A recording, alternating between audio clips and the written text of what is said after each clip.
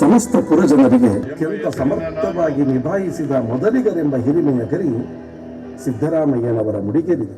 ನಿರ್ವಹಿಸಿದ ಮೊದಲಿಗ ಮುಖ್ಯಮಂತ್ರಿ ಎಂಬ ಅಭಿಧಾನಕ್ಕೂ ಸಿದ್ದರಾಮಯ್ಯನವರು ಪಾತ್ರರಾಗಿದ್ದಾರೆ. ಜನವರಿ 6, 2026ಕ್ಕೆ ಡಿ ದೇವರಾಜ ಅರಸರ ದಾಖಲೆಯನ್ನು ಮೈಸೂರು ಕೇವಲ ಅರಮನೆ ಗುರುಮನೆಗಳ ನಗರಿಯಷ್ಟೇ ಅಲ್ಲ, ದಾಖಲೆಗಳ ಮೇಲೆ ದಾಖಲೆಗಳನ್ನು ನಿರ್ಮಿಸಿದ